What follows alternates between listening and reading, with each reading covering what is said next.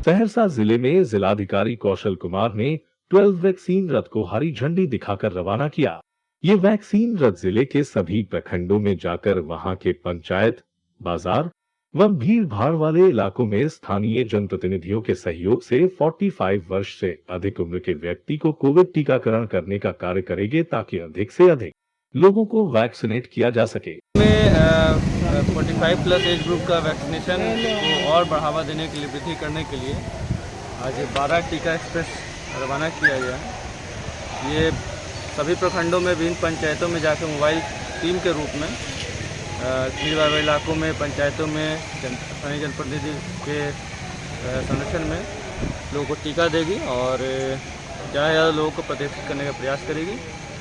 हम लोग यहाँ से डेली माइक्रो प्लान बना के देंगे इनको और वहाँ जाके डिफरेंट स्थलों पर जाके प्रतिदिन टीकाकरण लोग करेगी ताकि ज़्यादा लोग प्रतिष्ठित हो। आर्यानगर थाना क्षेत्र के कृष्णापुरी वार्ड संख्या 09 में बच्चों को बंधक बनाकर चोरी की घटना को अंजाम दिया है। सूचना पाकर नगर थाना अध्यक्ष सुनील कुमार अपने दल बल के साथ घटनास्थल पर पहुंचकर मामले की बारीकी से जांच पड़ताल की और मामले की उद्भेदन कर लेने की बात कही है। गृहस्वामी अनिल राय ने बताया कि वह अपने दुकान देखने के लिए गया हुआ था और घर के सदस्य बगल के कॉलेज मैदान में इवनिंग वॉक करने गई थी और तीनों बच्चे घर में थे। तभी अचानक 6 अज्ञात लोग घर में घुस गए, बच्चों को डरा धमका मार पीट कर एक कमरे में बंद कर लूटपाट की घटना को अंजाम दिया। क्या मामला हुआ, कैसे हुआ, बताइए जरा सा। मामला है कि बच्चा लोग घर में था और बच्चे लोग दरवाज़ा बंद था, खोल करके हम लोग देखे नहीं, आए हैं तो देखते अलमीरा मेरा खुला हुआ है, बॉक्स वगैरह टूटा हुआ है। अब लाखों का जेवर वगैरह था, नकदी रुपया था। आकलन करने के बाद हम कुछ कह पाएंगे, लेकिन बहुत ले गया। कैसे ले गया, क्या किस तरह से? घर बच्चा लोग कुंडी आगे से लगा हुआ था, बच्चे लोग घर में थे, उन लोगों को जो एक रूम में बंद कर दिया और जिस रूम में अलमीरा वगैरह था तोड़ ताड़ के जो है अपना सब ले गया। बंगाल की खाड़ी में आए चक्रवाती तूफान यास के कारण बिहार के सीमांचल के इलाकों में भी तूफानी बारिश शुरू हो गई है। तेज हवा के साथ आसमान में काले बादल छाए हुए हैं। सीमांचल के अधिकांश भागों में रिमझिम फुहारें पड़ रही हैं। डरने की कोई बात नहीं, बल्कि सावधान रहने की जरूरत है। इस वक्त आप कोरोना के साथ साथ यास तूफान के संभावित चपेट में हैं। तूफान के मद्देनजर अधिकारियों और एसडीआरएफ टीम को अलर्ट मोड में रखा गया है। उक्त बातें डीएम भागलपुर ने कही। साथ उन्होंने ये भी कहा कि स्वास्थ्य विभाग, नगर निगम प्रशासन, सड़क विभाग और बिजली विभाग समेत अन्य विभागों के कर्मियों को संभावित यास तूफान के खतरे को देखते हुए अलर्ट मोड पर रखा गया है। एहतियात के तौर पर घर में ही रहे और अपना बचाव करे। देखिए, अलर्ट हम लोगों को मिला है स्टेट से, आपदा प्रबंधन विभाग से भी, तो उसको लेकर के जो प्रोटोकॉल बाढ़ प्रबंधन को लेकर के होता है उस हिसाब से हम लोग की तैयारी पहले से भी चल रही है और हम लोगों ने सब लोगों को अलर्ट भी किया, क्योंकि इसमें तेज़ गति से हवा भी चल सकती है और 27 तारीख के बाद इसका प्रभाव 27 तारीख से ही देखने को मिल सकता है। तो उस हिसाब से एक तो जो भी शहरी इलाके हैं, खास करके भागलपुर नगर निगम का क्षेत्र, तो वहाँ नगर आयुक्त को बोला गया है कि पानी जमाव की स्थिति में तुरंत ही उसकी निकासी हो, इसकी व्यवस्था सुनिश्चित कराई जाए। मौसम विज्ञान के जो आंकड़े हैं उनके अनुसार एक गहरा दबाव जो बंगाल की खाड़ी के ऊपर बना था, यास नामक चक्रवाती तूफान के में तीव्र हो गया है और 25 मई से इसके बारिश की शुरुआत भी हो गई है। इसका जो आउटपुट है आने वाले दिन में बड़ा तेजी से बढ़ेगा। चक्रवाती तूफान यास को लेकर बिहार के सभी 38 जिलों में भी राज्य सरकार के द्वारा मौसम विभाग की अनुशंसा के आलोक में अलर्ट जारी किया गया है और 27 एवं 28 मई को तीव्र आकाशीय बिजली गिरने की संभावना है। इस परिस्थिति में हम लोग किसान भाइयों से और जो हमारे बिहारवासी हैं उनसे विश्वविद्यालय के की तरफ से अपील है कि वो आवास में ऊपरी तलों की अपेक्षा भूतल पर रहें। रेडियो और टीवी पर मौसम के साफ होने का संदेश प्रसारित होने का इंतजार करें। पुराने और क्षतिग्रस्त भवनों और पेड़ों के नज़दीक आश्रय लेने से बचें। बिजली और टेलीफोन के खंभों के नीचे न खड़े हों। खंभों के गिरने से शारीरिक क्षति हो सकती है। घर के बाहर होने पर किसी छतदार मकान में आश्रय लें। और ये भी सलाह दी जाती है कि यदि घर में ही है तो पानी का तल, फ्रिज, टेलीफोन आदि को ना छुएं। पैदल जा रहे हों तो धातु की डंडी वाले छातों का उपयोग ना करें। खुले आकाश में रहने को बाध्य हों तो नीचे के स्थल को चुनें। एक साथ कई आदमी इकट्ठे ना हों। 2 लोगों के बीच की दूरी कम से कम 15 फीट हो। किसान भाइयों को ये भी सलाह दी जाती है कि अभी मूंग की फसल लगी हुई है, उसमें अगर जल जमाव होने की आशंका होगी इस चक्रवाती तूफान से, तो जल निकासी की व्यवस्था कर लें। साथ ही किसान भाइयों की अगर कोई ऐसी फसल जो पक्के तैयार हो गई है, विशेषकर मक्का वगैरह की, तो अभी उसका कटाई न करने की सलाह दी जाती है। इधर पटना एयरपोर्ट पर भी तूफान को देखते हुए 21 जोड़ी विमान रद्द कर दिया गया है। वहीं यात्री के कमी होने के कारण मुंबई, हैदराबाद, पुणे, दिल्ली, कोलकाता सहित कई शहरों से आने वाले विमान को भी रद्द किया गया है। या तूफान का असर बिहार में भी देखने को मिल रहा है। इसके मद्देनजर मौसम विभाग ने भी ये दावा किया है कि अगले 1-2 दिनों में पटना सहित बिहार के कई हिस्सों में बारिश की संभावना है। जब बरसात की बात होती है तो पटना के लोग सहम जाते हैं, क्योंकि उनके जहन में आज भी साल 2019 के जलजमाव का मंजर याद है। लेकिन इस बार नगर निगम का दावा है कि बरसात में पटना नहीं डूबेगा। पटना नगर निगम आयुक्त हिमांशु शर्मा का कहना है कि पटना की 9 बड़े नालों सहित कई छोटे छोटे नाले की भी सफाई पूरी कर ली गई है। पटना में 42 सम्प हाउस है, उनकी भी तैयारियां पूरी कर ली गई है। साथ ही साथ 21 लोकेशन पर GPS भी लगाए गए हैं और जितने भी लो लेवल एरिया है वहां 150 पंप लगाए गए हैं ताकि जलजमाव होते ही पानी की निकासी हो सके। 9 बड़े जो नाले हैं पटना के, जो आउटफॉल ड्रेन्स हैं, वो सभी पूरी तरीके से क्लीन हो चुके हैं। जितने भी सम्प हाउसेज, 42 सम्प हाउसेज हैं, वो पूरी तरीके से तैयार हैं। बुड़को उसमें पूरा कोऑर्डिनेट हम बुड़को के साथ कर रहे हैं। साथ ही साथ हम लोग अराउंड 21 लोकेशंस पे टेम्प्रेरी DPS भी लगाए हैं, वो भी सभी जगह तैयार हैं। और जनरल जो वार्ड की क्लीनिंग होती है वो भी ऑलमोस्ट 90-95% हो गई है। 3-4 दिन का काम बाकी है। चूँकि पहला बारिश अभी जो एक्सपेक्ट किया जा रहा है वो 1 से 2 दिन में, कल या परसों में जो हम लोग का साइक्लोन का जो इशू आ रहा है, तो हम लोग उसमें पूरा प्रिपरेशंस के साथ हैं। 100-120 mm रेनफॉल होने की संभावना है। ईंट भट्टा के संचालक के द्वारा कामगारों के पैसे रखने का मामलों का खुलासा हुआ है। बता दें कि बक्सर के राजपुर थाना क्षेत्र के डिहरी गांव में संचालित ईंट भट्टा पर काम कर रहे हैं कि कामगारों के ईंट भट्टा संचालक द्वारा मजदूरी करवाकर पैसे न देने का मामला क्षेत्र में काफी तूल पकड़ लिया था। लेकिन जब पत्रकारों ने संचालक से इस बाबत जानकारी ली तो मामला कुछ और ही निकला। संचालक के मुताबिक पैसे का लेन देन मजदूरों के ठेकेदार के द्वारा होता था, जिसके कारण ईंट भट्टा के मालिक ने मजदूरों का बकाया ठेकेदार को दे दिया था। लेकिन ठेकेदार द्वारा उन मजदूरों को रुपया नहीं देने के कारण मामला बढ़ता चला गया। अब जब मजदूरों को इस बाबत पता चला तो उनके पैर के नीचे जमीन खिसक गई। मामला ये है कि सर हम लोग के यहाँ जो भी लेबर आता है ठेकेदार के माध्यम से आता है। जी जी। और जब हिसाब होता है तो ठेकेदार हिसाब करता है। जो भी हिसाब किताब हुआ हम ठेकेदार को टोटल पैसा चुकता कर दिए हैं, बल्कि हमारा ये पैसा ठेकेदार के यहाँ कुछ निकल रहा है। अच्छा। लेकिन फिर भी इसके बाद भी हमको ये नहीं समझ में आ रहा है कैसे आरोप लगा, क्यों लगा, कैसे लगा, हमको कुछ समझ नहीं आ रहा है। अब तो ये ठेकेदार साहब भी बता सकते हैं। क्या सच्चाई है? सच्चाई यही है सर कि मान लिया हम घर जाएंगे तो उसको पैसा देंगे। क्या वो पैसा आपके पास है? पैसा है, गिरान हमारे पास है तो हम ही देंगे। तो कुल घर ही का लेबर है, कोई बाहरी लेबर नहीं। अच्छा, आपको अपहरण किए हैं क्या? ये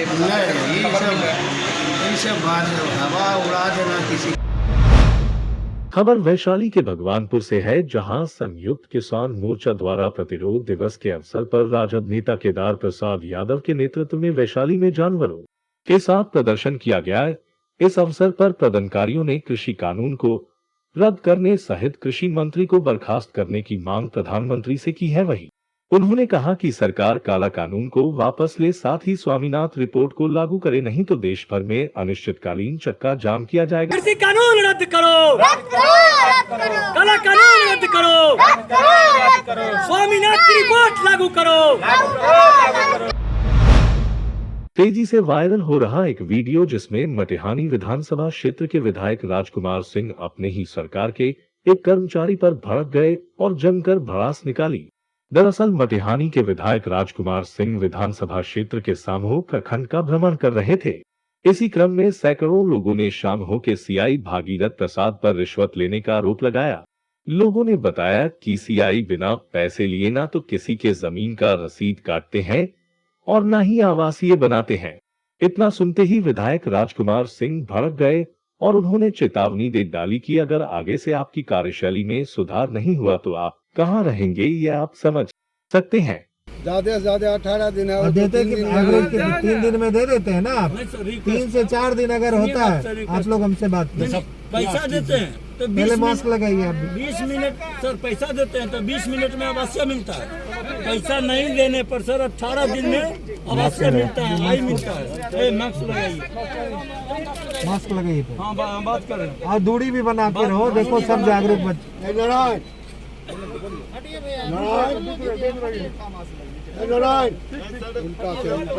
कर रहे हैं।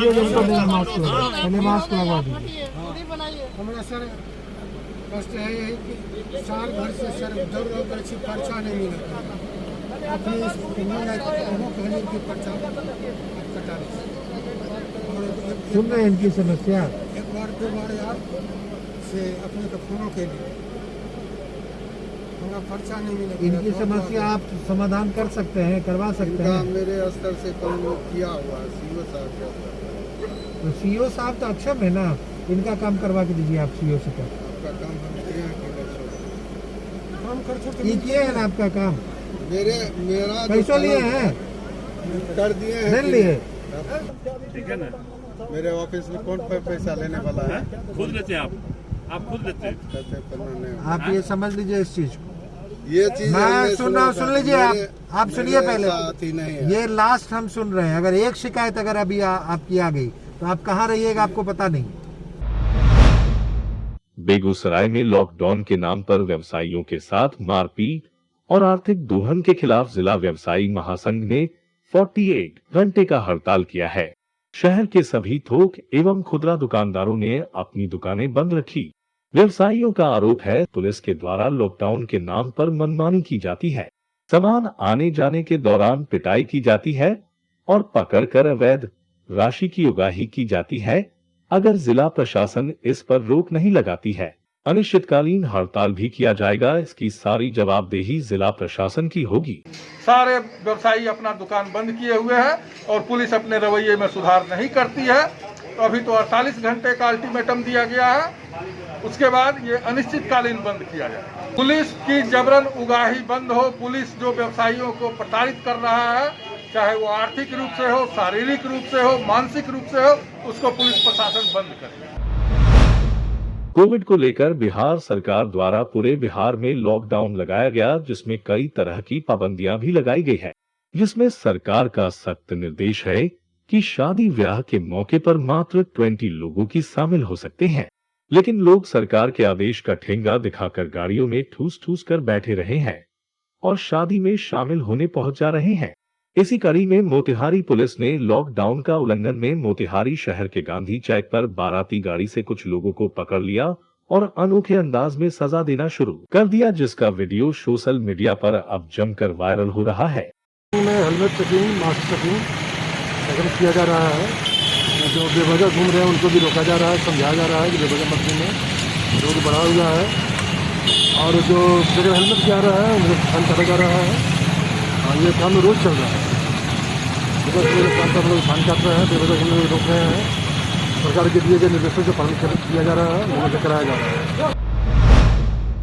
कटिहार जिले के कुड़ा थाना क्षेत्र अंतर्गत शीतलपुर गांव के रहने वाले 2 परिवार अपने परिजन की मृत्यु के बाद एक निजी कंपनी से डेथ क्लेम की मांग को लेकर कई महीने से ऑफिस का चक्कर लगा रहे हैं। बताया जाता है कि शीतलपुर गांव के रहने वाली शिमा देवी व जनार्दन मंडल की पत्नी पार्वती देवी L&T फाइनेंस कंपनी से ग्रुप लोन लिया हुआ था। इन दोनों की हेल्थ इंश्योरेंस भी हुआ था। अब इन दोनों की मृत्यु हो जाने के बाद इनके परिजन डेथ क्लेम की मांग को लेकर कई महीनों से ऑफिस का चक्कर लगा रहे हैं। मामला ये है कि हम लोगों ने L&T कंपनी से जो है ग्रुप लोन लिया था। ये कंपनी का पासबुक है और इससे लोन लेने के बाद जो है कि इंश्योरेंस वगैरह का पैसा कटा था। तो इसका कहना था कि अगर लोन के लेने के क्रम में कभी किसी का अगर डेथ हो जाता है तो उसका इंश्योरेंस का पैसा जो है कि 15 दिन में आपके अकाउंट में ट्रांसफ़र हो जाएगा। ये ग्रुप जो कलेक्शन करने आता है उसका कहना था, और कंपनी का कहना है कि 45 से 60 दिन के अंदर में आपके अकाउंट में ट्रांसफ़र हो जाएगा। तो इस बीच में काफ़ी दिन ग्रुप चलाने के बाद मेरी मम्मी का डेथ हो गया। ग्रुप कौन चला रहा था? ग्रुप मेरी मम्मी चला रही थी। क्या नाम था उसका? सीमा देवी नाम था उनका। क्या हुआ फिर? तो उनका जो है कि डेथ हो गया।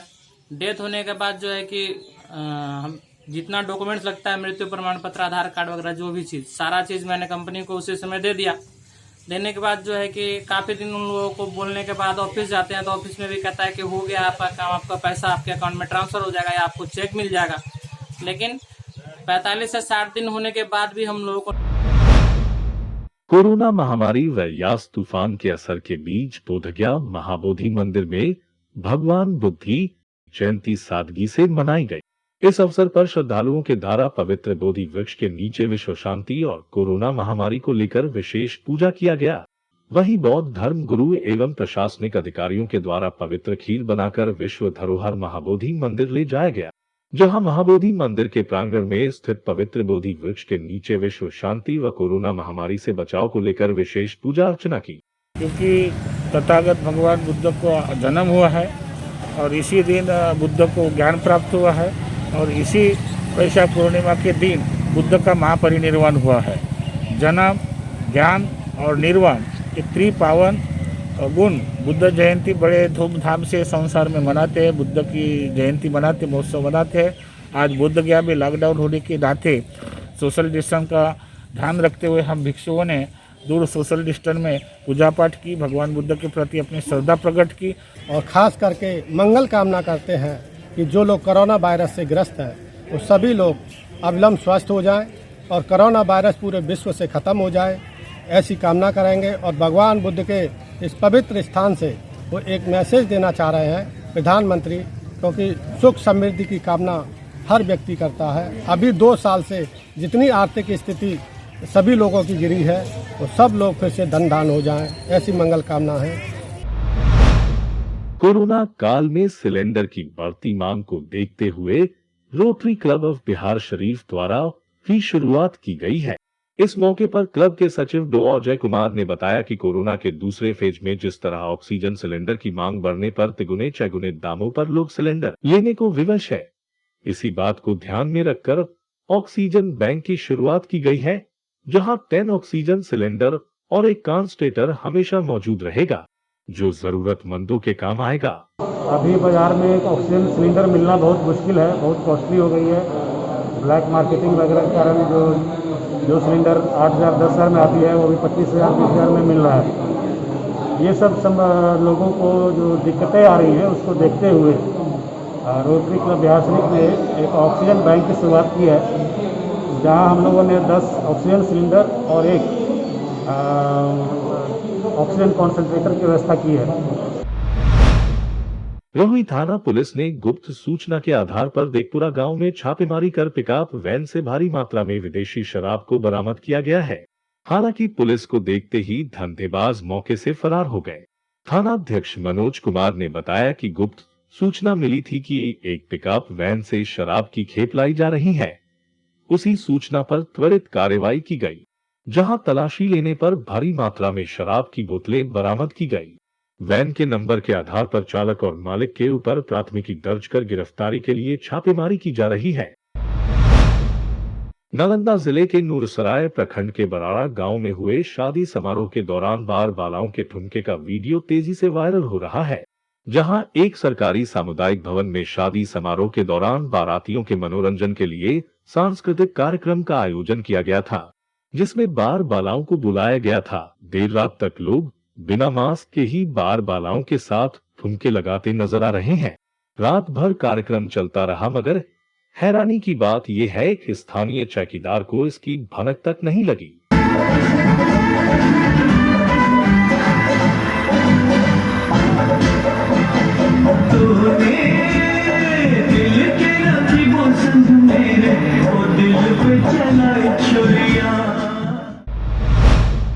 बेगूसराय में एक वीडियो बहुत तेजी से वायरल हो रहा है जिसमें बार बालाओं का डांस दिखा जा रहा है। इस संबंध में बताया जा रहा है कि चेरिया बरियारपुर प्रखंड के श्रीपुर गांव में एक शादी समारोह में बार बालाओं का डांस प्रोग्राम रखा गया था। हालांकि चैनल इस वीडियो की पुष्टि नहीं कर रहा है।